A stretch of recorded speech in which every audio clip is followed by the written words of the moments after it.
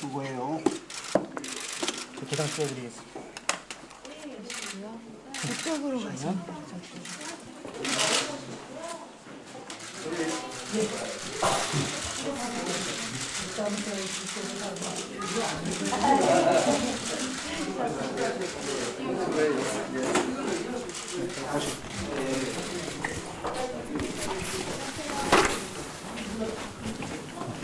저 오늘 어떤 마음으로 투표하셨는지 한 말씀만 좀 해주세요. 어떤 마음? 예. 깨끗한 마음을 했지. 근데 저 남아있는 과추징금은 좀 어떻게 하실 계획이신가요? 뭐 당구에 쌀을 둬야지. 예? 당구에 쌀을 둬야지. 내일 의향은 있으신 건가요? 근데요, 예. 아시겠지만요, 예. 재임 중에 쓰실 정치 자금을 전부 다가 저기 그 뇌물죄로 했기 때문에 예. 그 돈을 우리가 낼 수가 없어요. 그 아들들이나 친척들이 꽤 돈이 많이 있으신 것 그건 같아요. 아니죠. 대한민국은 각자가 그게 연좌제가 아니죠. 그건 아닙니다. 그거는 모두 이해를 하셔야 돼요. 각각 거는 소리가 다 냈어요. 그러니까 그렇게 알고 계세요.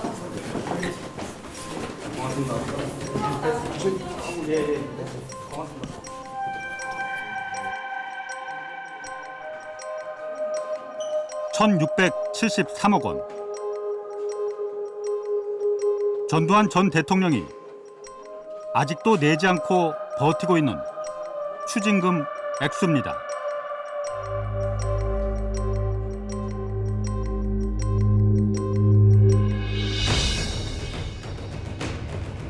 부인 이순자 씨가 알토란 같은 자기 돈이라며 200억 원을 대신 내주기도 했지만 지금까지 낸 건 전체 추징금의 4분의 1밖에 안 됩니다.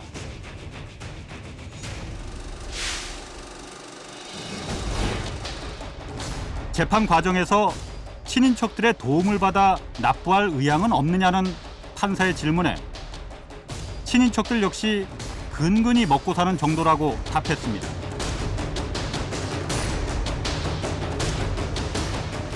정의사회 구현을 기치로 내걸었던 전두환 전 대통령. 일가 친척들은 정말 근근히 먹고 사는 정도일까요?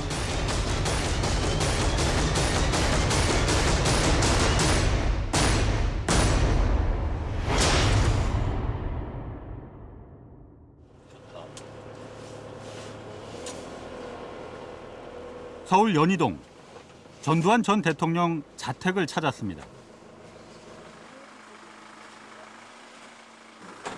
찍으시면 안 되잖아요. 네. 그거 사생활인데 그거 찍으시면 어떻게 합니까? 자택은 본체와 별채 두 채로 나뉘어져 있습니다.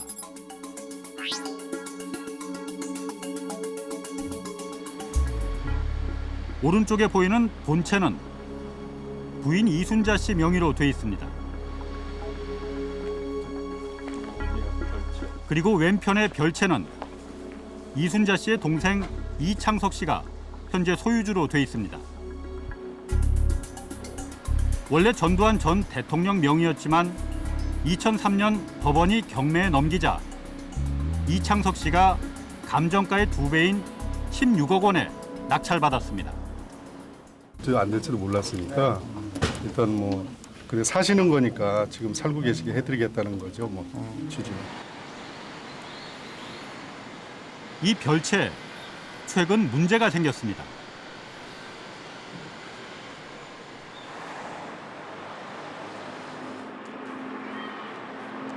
관할 등기소에 가서 이 연희동 별채의 등기부 등본을 확인해 봤습니다. 소유자는 이창석. 그런데 어찌된 일인지 현재 압류 상태라고 표기돼 있습니다. 압류 일자는 지난해 11월 17일 서울 강남 세무서에서 압류를 걸어놓았습니다. 또 석 달 뒤인 지난 2월 23일엔 또 다른 압류가 들어왔습니다. 이번엔 서울시에서 걸었습니다. 아, 예, 체납이 있으셔가지고 있으시면 압류를 하는데 그 소유자분이 누구신지? 이창석 씨인데요. 예, 고액 체납자라서 압류했습니다. 예, 체납 있으신 거예요? 이거 금액이 크시다고요. 취재 결과 이창석 씨가 체납한 세금은 80억 원이 넘었습니다. 요게 그러니까 별채. 전직 대통령이 살고 있는 연희동 별채. 이런 특별한 부동산에까지 압류가 들어갈 정도의 복잡한 사정은 무엇일까?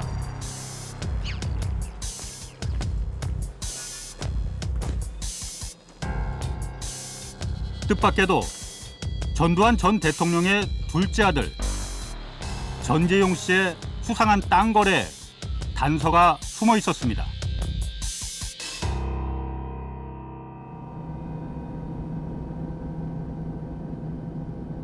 고속도로 오른쪽으로 넓게 야산이 자리 잡고 있습니다. 행정구역상으론 경기도 오산시 양산동입니다.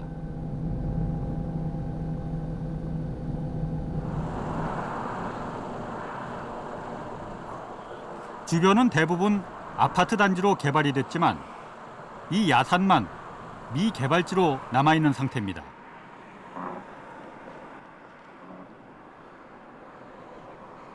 지역 주민들은 아까 이 야산의 소유주가 누군지 알고 있었습니다. 어떤 땅이에요, 그러니까? 제가 그 동네 사람들 얘기하기로는요. 예. 과거에 예. 전두환 전 대통령 있죠. 예. 그분이 실제 소유주로 알고 있어갖고 저희 예. 동네 사람들은 다 여기 전두환 농장으로 알고 있어요. 아, 여기가 다. 예. 그럼 한 야산은요? 야산도. 야산까지 다 그렇게 소유를 하고 알고 있는데. 그렇게 그럼 굉장히 넓은 땅인데. 소문만 그런 거니까 정확한 거는 뭐 토지 대장을 떼봐야 알겠죠. 아. 땅의 실제 소유주를 확인해 보기로 했습니다. 양산동 전체 등기부 등본을 확인해 보니 전두환 전 대통령의 처남 이창석 씨가 소유자였던 땅이 34곳이나 됩니다.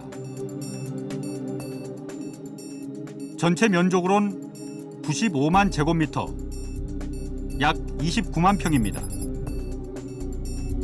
서울 여의도 크기인 양산동 전체의 3분의 1 정도가 이창석 씨 개인 소유였던 것입니다.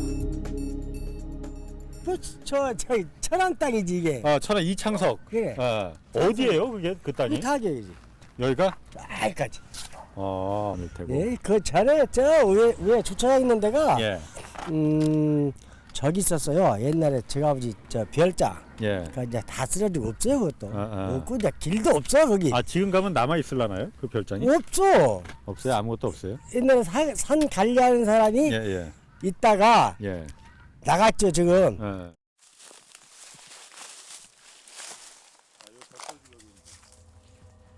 산속에서 이창석 씨의 부친, 즉 전두환 전 대통령의 장인 이규동 씨의 별장터 흔적을 발견할 수 있었습니다.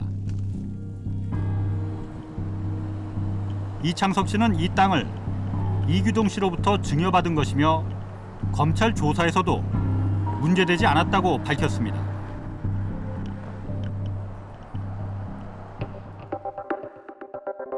문제는 2006년 12월 29일 이창석 씨는 자신의 양산동 땅 절반가량을 건설업자 박모 씨에게 500억 원을 받고 팔았습니다. 그리고 같은 날 나머지 절반을 전두환 전 대통령의 둘째 아들 전재용 씨에게 팔았습니다. 그런데 가격이 28억 원에 불과했습니다. 비슷한 크기의 땅을 한 사람에겐 500억 원, 조카에겐 28억 원에 판 것입니다. 더욱이 전재용 씨는 외삼촌에게 28억 원에 산 땅을 1년 뒤 똑같은 건설업자 박모 씨에게 400억 원에 넘긴다는 매매 계약을 체결합니다.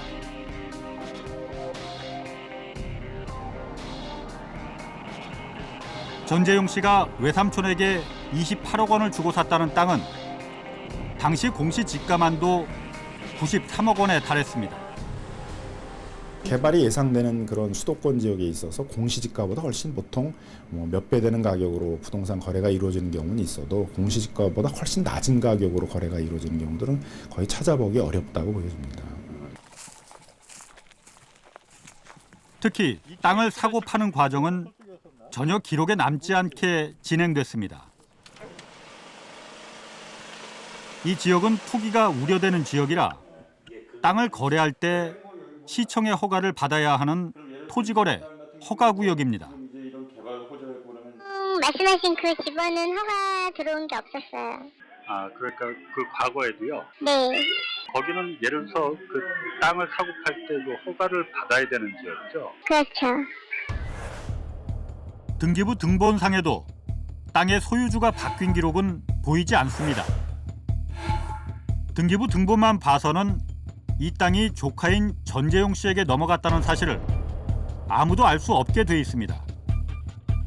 부동산 신탁 제도를 이용했기 때문에 가능했습니다. 이창석 씨는 이 땅을 한 부동산 신탁 회사에 맡겨놓았는데 땅을 판 날인 2006년 12월 29일 기존 계약을 해지하고 바로 그날 새로 신탁 계약을 맺습니다. 취재팀은 이 신탁 계약서를 입수했습니다.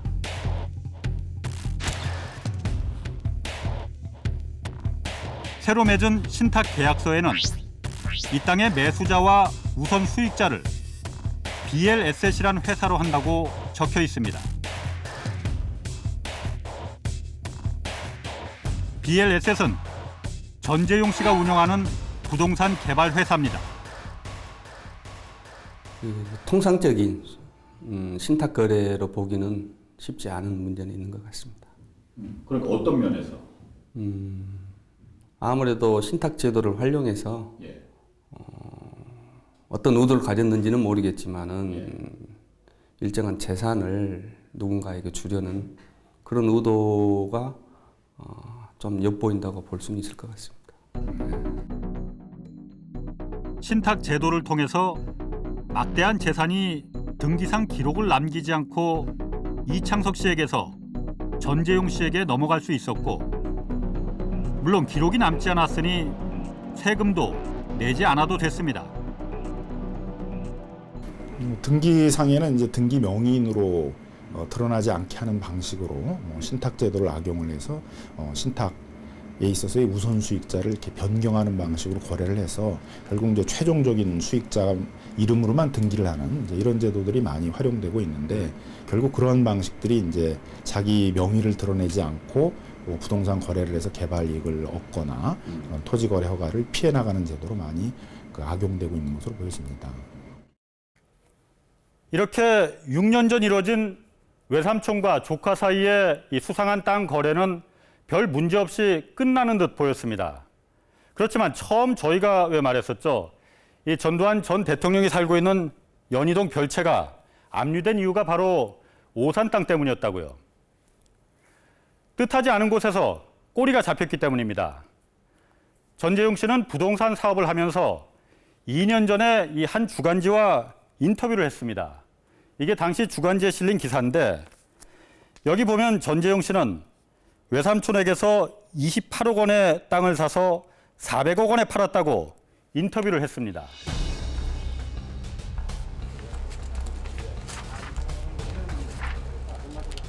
국세청이 세무조사에 들어갔고 터무니없는 헐값에 땅을 판 것은 특수관계에 있는 조카와의 부당한 거래라 해서 이창석 씨에게 80억 원대의 양도세를 부과했습니다. 또 전재용 씨에게도 정상적으로 땅을 사고 판 것이 아니라 실질적으로는 그냥 준 것이나 마찬가지라고 판단해 증여세를 부과했습니다. 그리고 이 세금을 내지 않자 국세청이 이창석 씨 소유의 연희동 별채를 압류한 것입니다. 그 당시에 있어서는 파악을 못했으니까 증여세를 부과하지 못했는데, 나중에 이제 그런 중간에 그 전재용 씨가 지배하는 개발 회사를 통해 가지고 매수인의 지위를 넘기는 방식으로 거래가 있었다는 걸 확인해서 사후적으로 증여세를 부과하게 된 것으로 보여집니다. 그럼 증여세를 포탈하려는 의도가 있었으면 어떤 조세 포탈 혐의나 이런 것으로 뭐 고발이 됐거나 그래야 됐어야 되지 않나요? 조세 포탈죄에 있어서는 이제 고발권을 이제 국세청이 전속적으로 갖고 있기 때문에 국세청이 이제 조사를 해서 그런 이제 형사적인 처벌까지가 필요하다 그러게 되면 뭐 검찰에 고발할 수는 있는데 국세청이 그런 고발 조치는 하지 않고 그 세금만 부과한 것으로 보여집니다. 국세청이 조세 포탈 혐의로 고발을 할지 여부는 확인할 수 없었습니다. 일체 이 개별납세 정보에 대한 국세기본법 그 비밀유지 규정에 의해서 일체 저희들이 사실 확인을 안 해줍니다.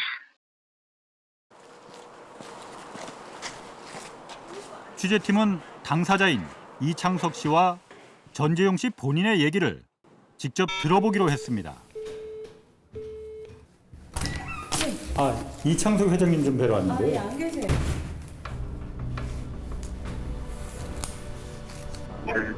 저희가 그러니까 실수할 수는 있는데요. 만약에 실수가 있었더라도 그건 실수지.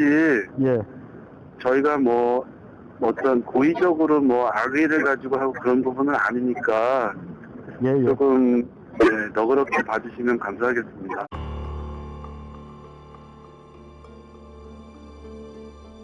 전재용 씨는 이메일을 통해 입장을 전해왔습니다.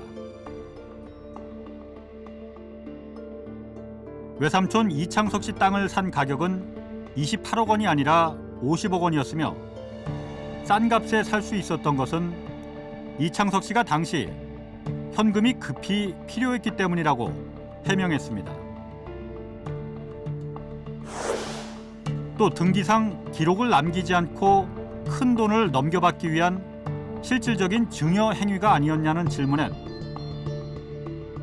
땅을 사고 판 회사인 BLSS엔 자기 말고도 다른 실질적인 주주들이 있기 때문에 자기에게 모든 이득이 돌아오는 것이 아니라는 설명이었습니다.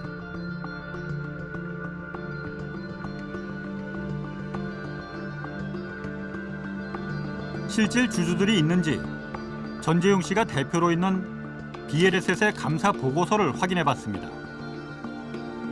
전체 주주는 6명. 전재용 씨와 탤런트 출신 부인 박상아 씨, 그리고 4명의 아들, 딸이 100% 지분을 갖고 있는 가족 회사였습니다. 당시 자녀들은 모두 초중 고교 학생들이었습니다. 그리고 어떻습니까? 대부분 통통.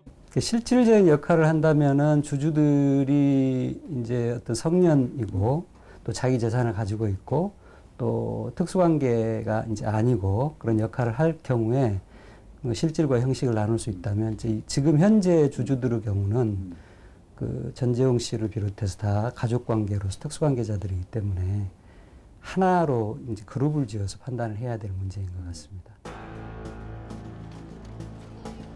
오산 땅을 28억에 샀던 50억에 샀던 직장 생활을 몇 년 하지도 않았던 전재용 씨가 어디서 이런 큰 돈을 마련했는지도 의문입니다. 전재용 씨가 살고 있는 서울 이태원의 고급 빌라 3채도 전재용 씨 가족 소유의 BLSS 명의로 돼 있습니다. 한 채 30억 원을 호가합니다. 또 4년 전엔 도심 재개발 사업에 참여하기 위해 서울 서소문 일대 건물 5개를 한꺼번에 사들였습니다. 매입하는데 250억 원 정도가 들어간 것으로 알려졌습니다.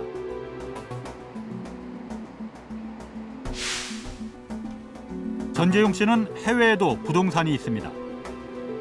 미국 캘리포니아주에 있는 이 호화 주택은 현지 매매 가격이 250만 달러, 우리 돈 30억 원 가량입니다. 전혀 소득이 없는 사람이 그 수백억, 수십억짜리 부동산을 취득했다면 돈이 나올 수 있는 길은 증여를 받았거나 상속을 받지 않고는 불가능한 일이죠. 그러면 어디서 증여를 받았는지, 누구로부터 증여를 받았는지 그걸 소명하지 않으면 축제자의 재산이라는 게 명백하니까 국가가 환수를 해야죠.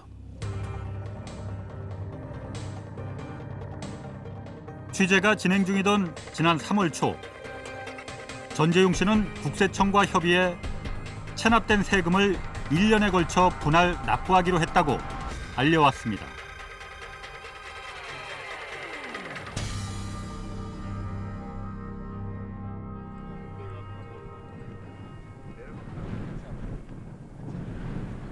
경기도 연천군 왕직면.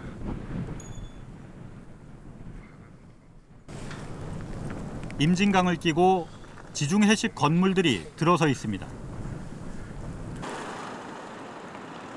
동네 주민들 사이에 강 건너는 별천지로 불립니다.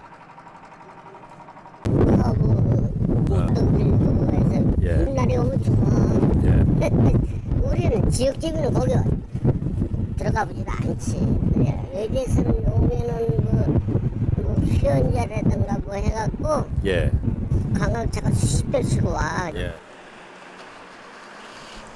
그런데 가끔 특별한 손님이 온다고 합니다. 이게 뭐 전도하시도 뭐 이렇게 가끔 한 번씩 오는 모양이더라고. 한 2달에 한 번, 뭐 어떤 때는 뭐 몇 번씩은 오고 그러는 모양이더라고요. 아, 여기에요? 네. 여름 때는 많이 오더라고. 아, 가족들 다 같이요? 뭐 이순자 뭐 같이 뭐 장세 녹인 그 사람들. 아, 가끔 여기 그렇게 놀러 와요? 여기 8년 지역에서 했잖아. 예? 8년 지역에서 했잖아.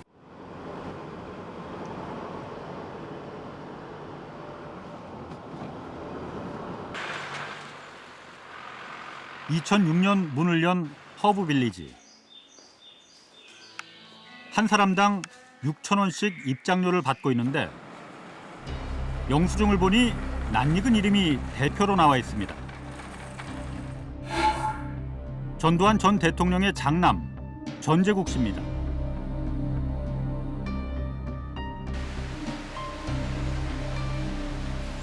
가운데 대규모 튤립 꽃밭을 중심으로 음식점과 허브용품 판매점, 찜질방 등이 들어서 있습니다.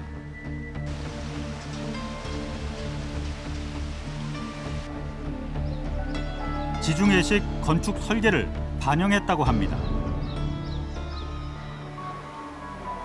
여기 그럼 개발은 다 끝났어요, 이제는? 계속 하고 있습니다. 아직도? 계속 더 커질 거죠, 그러니까? 앞으로 그러실 생각이신 것 같아요.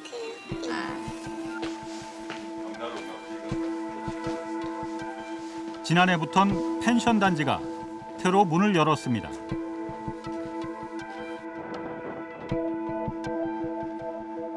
크지는 않지만 아담한 수영장을 중심으로 미국식 목조주택 40여 채가 둘러싸여 있습니다.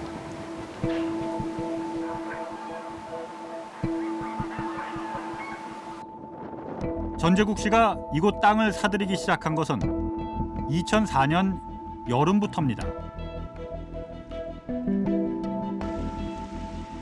전재국 씨가 대표로 있는 출판사가 전체적인 사업 계획과 운영을 맡고 있습니다. 저희들이 사실 그쪽을 만든 이유는 계속 이제 앞으로는 환경이나 에콜로지 쪽이 굉장히 환경, 생태 이런 쪽이 앞으로 갈 거라는 그런 생각들이어서요. 그게 저희들 이제 출판 방향이나 전체 사업 방향이 그쪽으로 지향점이 그쪽으로 있습니다. 현재까지 매입한 땅은 모두 6만 3천 제곱미터, 1만 9천 평 정도를 매입해 허브 빌리지를 조성했습니다. 매입할 당시 가격은 알 수 없지만 현재 가치는 최소 150억 원은 넘을 것이란 계산입니다.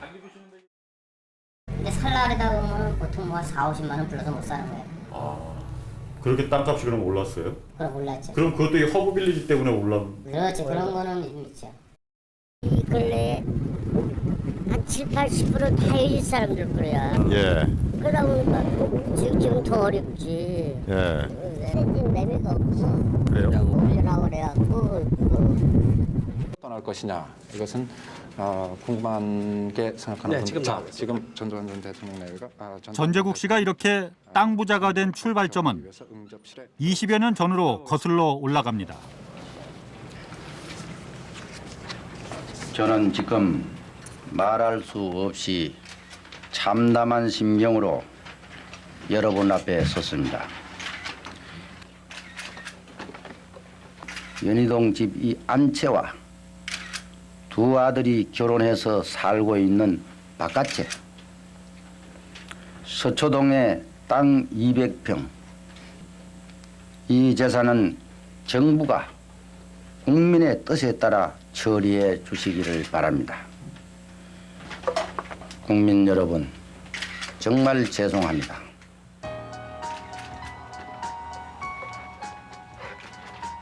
전두환 전 대통령은 전재산 국가 헌납 등이 포함된 사과 성명을 발표한 직후 백담사로 들어갔습니다.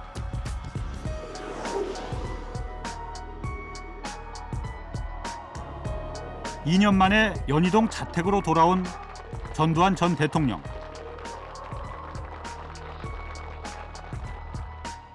돌아온 지 2달 만에 국가에 헌납하겠다고 약속했던 서울 서초동 땅을 장남 전제국 씨에게 증여했습니다.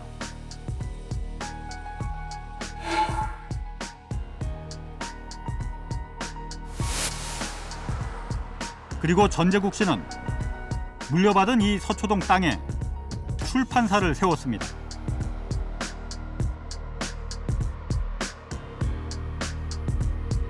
출판 사업으로 돈을 벌어 연천 땅을 샀다는 것이 전제국 씨 측 주장입니다.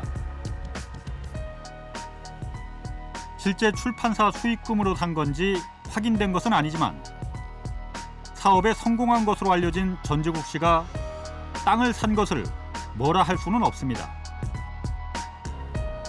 그러나 연천 땅은 전제국 씨 혼자만 산 것이 아닙니다.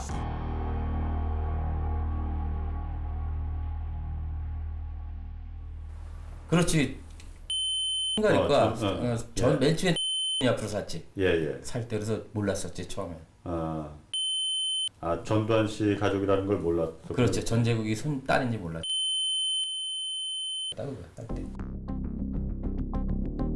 연천 허브빌리지 일대 토지에 등기부 등본을 모두 확인해봤습니다. 전제국 씨뿐만 아니라 정모 씨 부인입니다. 또 전모양 소유의 땅이 아주 눈에 띄입니다. 85년생 큰딸입니다. 먼저 전제국 씨 명의의 땅입니다.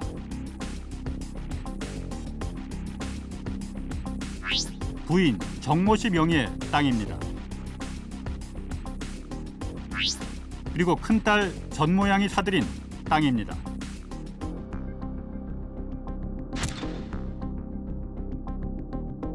큰딸 전모양이 이 땅을 샀을 당시 나이는 19살.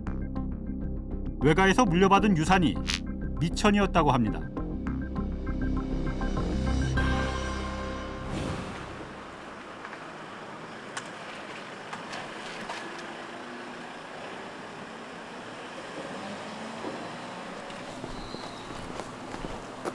서울 서교동의 한 주택가 골목입니다.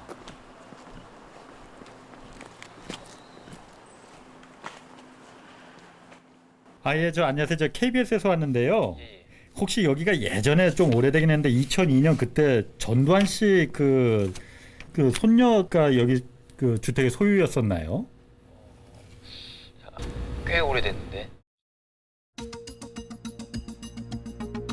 이 건물의 등기부 등본을 확인해봤습니다. 전제국 씨 딸 전모양이 소유주였습니다. 12살 때인 1997년 유증, 즉 유언에 따라 누군가에게서 증여받았다고 돼 있습니다. 97년 당시 공시지가로 계산해도 땅값만 4억, 시가로는 7억 원대였습니다. 여기가 그러면 서울 시내에서 제일 처음에 여기 구역정리 한다니까. 이제 여기 하고 나서 그 다음에 강남에다가 같이 그 당시만 해도 여기 다 유명한 분들이지 뭐 군인들도 장성들이고 다 뭐 여기 예지간한 사람들은 오지 못할 그 당시엔 그랬지 뭐. 전 모양은 2002년 이 부동산을 팔아 연천 땅 매입 자금을 마련했습니다. 누가 이런 큰 유산을 물려줬을까?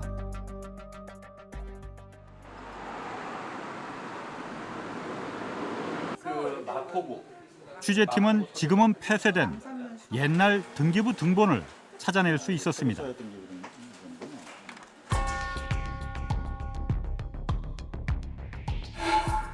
전 모양 앞으로 유산을 물려준 사람은 1997년 사망한 김종록 씨.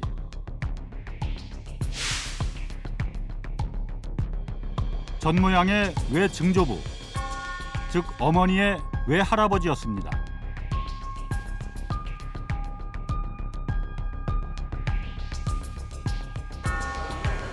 김종록 씨는 외증손자, 즉 전 모양의 남동생에게도 홍익대 부근에 이 부동산을 유산으로 남겼습니다. 전모군이 9살 때 상속받은 이 부동산은 97년 당시 공시지가로만 9억 원, 시가로는 15억 원대 땅이었습니다. 전두환이랑 너가 그 전두환이랑 관련돼 있었던 땅이라는 것만 알지. 아, 여기가 이 땅이? 전두환 씨 소유였다는 거. 동네 사람들 그러더라고. 김종록 씨는 사망하기 4년 전에 이 부동산들을 사들여서 외증손주들에게 유산으로 물려줬습니다. 이 다소 거리가 먼 외증손주들에게까지 이렇게 수십억 대의 유산을 물려주는 일, 물론 있을 수 없는 일은 아닙니다. 외증조 할아버지가 아주 큰 재력가였다면 뭐 가능한 일입니다. 그런데 이 폐쇄 등기부 등본을 보면 김종록 씨가 1997년 사망할 때까지 살았던 집 주소가 나와 있습니다. 여기 보면 개포동의 한 주공 아파트로 나와 있는데 취재팀은 이 집을 찾아가 봤습니다.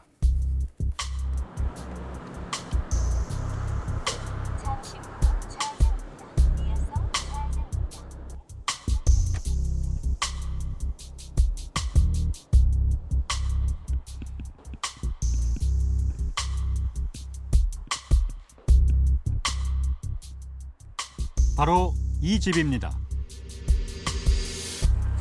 당시 김종록 씨는 이 집에 세입자로 살았습니다. 지금은 재건축 기대로 고가의 아파트가 됐지만 당시엔 13평, 43제곱미터짜리 서민 아파트였습니다. 예전에 그러니까 뭐 80년대, 90년대 그 살았던 사람들이 정말 부자들은 아니었겠군요. 아, 그때는 뭐 가난했죠. 뭐 다 농사꾼이고 이런 사람들이죠. 밖에 이러고 살고 이런 사람들이죠. 그럴 때는요, 여기가 뭐 이제 개포동 개도 살지 못한 동네로 이런 식으로 소문이 날 정도로 아주 가난한 동네였습니다. 1996년 전두환 노태우 비자금 수사 당시 검찰은 전두환 씨가 아들 전재국 씨의 처가에 매달 생활비를 보내줬다고 밝힌 바 있습니다. 이렇게 딸은 사돈의 도움으로 생활했고 자신은 소형 아파트에 새들어 살았는데 뒤늦게 왜 증손주들에게까지 수십억 원대의 재산을 물려줬다는 것은 상식적으로 이해가 되지 않습니다.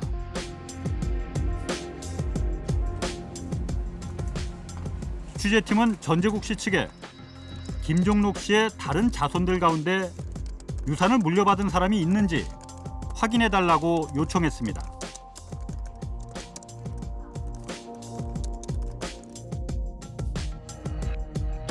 전재국 씨 측은 답변하지 않겠다고 밝혀왔습니다. 재산 명시 신청이 있거든요. 그래서 그 자제분들 재산 명시 신청하고 네가 이 재산을 어떻게 입수했는지 소명해봐라. 그래서 그게 못할 경우 우리 압수하겠다. 그러면 되는 거죠. 그런 절차적인 것도 밟지 않고 있다는 거죠, 검찰은.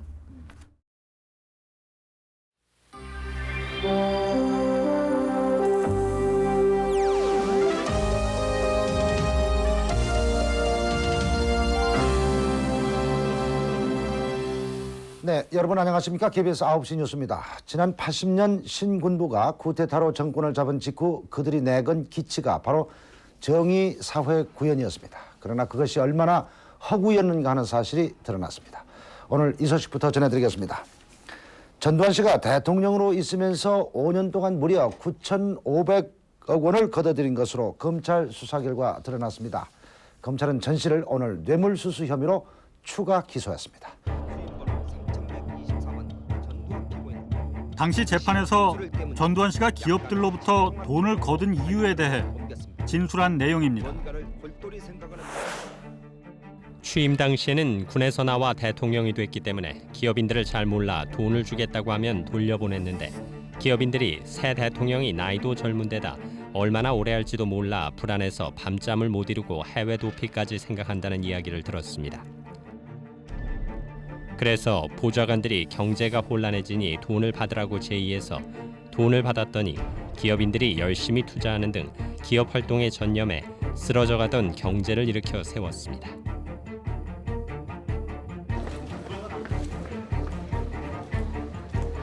선고받은 추징금은 2,205억 원.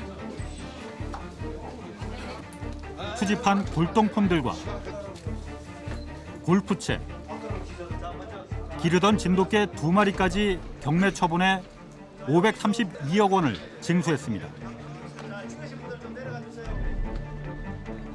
그러나 아직도 1,673억 원이나 남아 있습니다.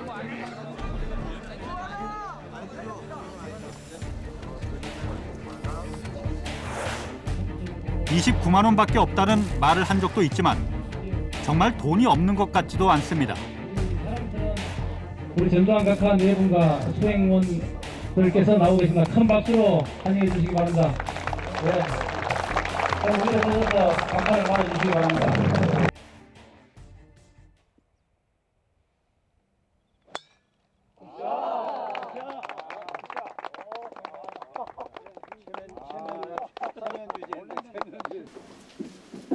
장소가 협소해서 최근엔 한 케이블 방송사와의 인터뷰에서 나라를 위해 대통령을 한 번만 했다고 말하기도 했습니다. 그 대통령을 7년 했습니다. 7년을 했는데 불란서식으로 7년 두 번 하려고 그러다가 잘못하면 내가 그 빠져서 7년 신학을 3번 해야 되겠다. 4번에 이런 또 모순에 빠진다든지 아주 그 불행한 사태가 일어날까봐 딱 나는 7년만 해서요. 선진국의 조건에 대해서도 평소의 생각을 밝혔습니다. 그다음에 이제 조만한 권력이 있다고 해서 권력을 남용하는 이런 사회가 되면 이건 선진국 될 수가 없어. 권력이 있는 사람들이 항상 잘 판단해서 사리를 판단해서 올바른 방향으로 가는 권력 남 같은 게 없는 사회가 돼야 다 국민들이 행복한 삶을 사는 사회가 될 것이다. 막 그렇게 보고 있다. 그렇다면 추징금을 안 내는 것은 어떻게 봐야 할까요?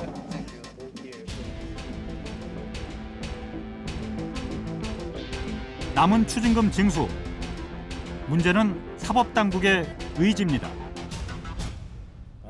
다른 또 지검이나 다른 뭐 지청이나 지난 2007년 법무부는 추징금을 강제적으로 징수하는 방안을 추진했습니다. 고인의 명복과 함께 부상자들이 만들었을 때 그 지금 이미 선고된 사람들 당시 법무부 장관을 찾았습니다. 고액 추징금을 납부해야 될 사람들, 전두환 대통령을 포함해서 이런 사람들이 차지하는 비율이 높기 때문에 이거는 우리 법감정에 안 맞는 거야. 우리 국민의 법감정에도 안 맞고 해서 이걸 어떻게 해든지 처벌의 실효성을 높여야 되겠다 해서 제가 특별 지시를 내렸습니다. 법안을 만들기 위한 구체적인 용역 보고서가 작성됐습니다. 추징금 미납자는 강제 노역장에 유치한다는 방안이었습니다.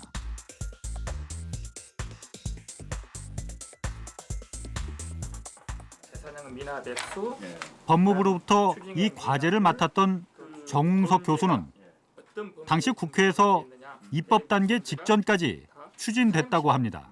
탈영치범 중심으로 규정이 됐습니다.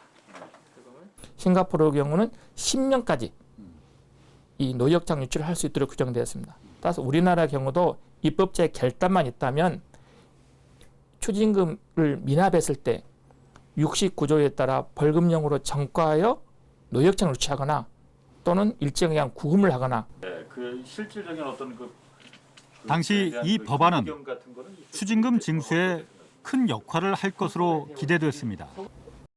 그리고 호화스럽게 사신 분께서 노역장 유치나 또는 구금을 하면 아마 견딜 것 같지는 않습니다. 아마 제 생각에는 가족들이 돈을 모아서 납부하지 않을까 뭐 이런 생각도 해봅니다. 그러나 결국 입법은 좌절됐습니다. 이 추징에 대해서 강제 정을 만들면 전두환 노태우 전 대통령뿐만 아니라 부정부패와 관련된 모든 사람에게 강제로 적용되기 때문에 아마 국회의원들이 상당히 조심스러운 부분이 아니었나 이런 개인적인 생각을 하고 있습니다.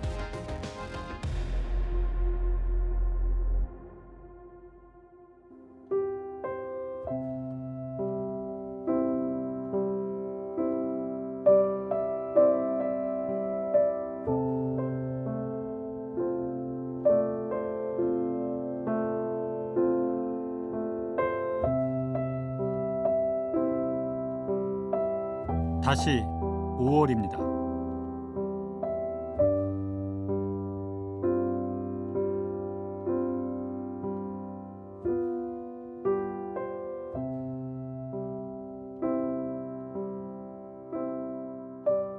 벌써 32년이나 지났지만 그날은 아직도 진행형입니다.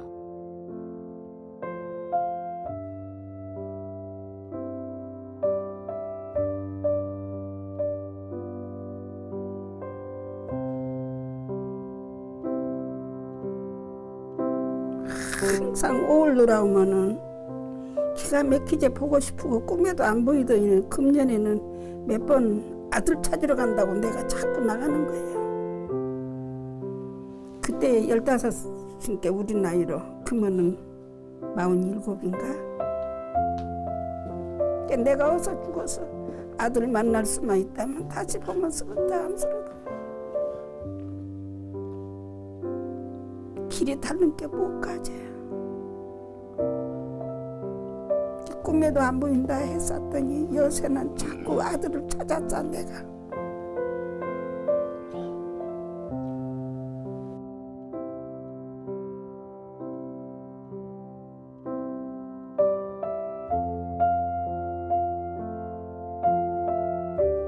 아까운 목숨 내일이면 그 죽을지 알면서도 그 자리를 사서고 내일 내일 아침에 뻔히 죽을지 알지만은 그 자리를 사서고 마지막까지 그 자리에 죽었는지 어찌 그런 것을 있겠습니까? 다 알고 있지. 아무리 전직 대통령의 자손들이라지만 너무 큰 재산가가 됐다는 사실을 이해하기 힘들었습니다. 그것은 말도 아니지. 그때 당시에 어린 자식들인데 그들이 무엇을 활동을 해서 돈을 벌었는데 아버지 재산이 아니라고 그건 말도 아닌 소리지. 그 삼척동자한테 물어봐도 말도 아닌 소리지. 아니 나 어린 나이에 지그들이 무엇을 해서 돈을 벌었냐고 말이요. 지갑이 있고 다니면은 그 자식들 것을 몰수해야 돼요. 자기네들 앞서 몰수를 해야죠. 몰수를 해야지 앞서서 왜 몰수를 못해요? 응? 아니 민간인들은 어린애들 또 빵 하나만 접발해서 돌아먹어도 도둑놈으로 뭐를 쓰고 벌금 쓰고 그러는데 왜 그런 사람은 몰수를 못해요? 사형 선고까지 받았던 전직 대통령은 완전히 사면 복권돼 전직 대통령으로서의 예우를 받고 있습니다.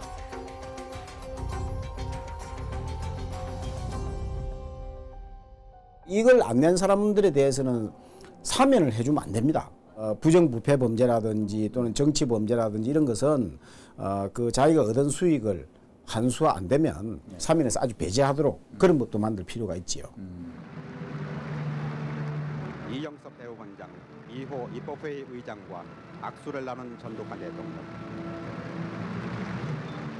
본인은 지난번 국정지표로 민주주의의 토착화, 복지사회 건설, 정의사회 구현. 역설적으로 전두환 정권이 집권 내내 부르짖은 것이 정의사회 구현이었습니다. 우리는 지난 몇 년간 정의사회 구현을 위해 노력한 길과 적지 않은 성과를 거둔 것도 사실입니다만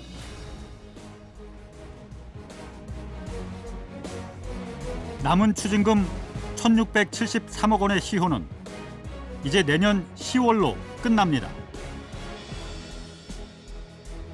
1년 반 뒤면 추징금 압박에서 완전히 벗어나는 것입니다.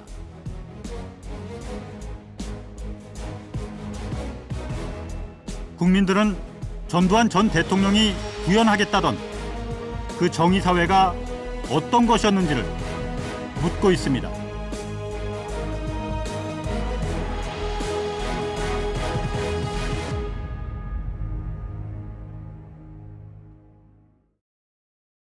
추징금은 좀 어떻게 하실 계획이신가요?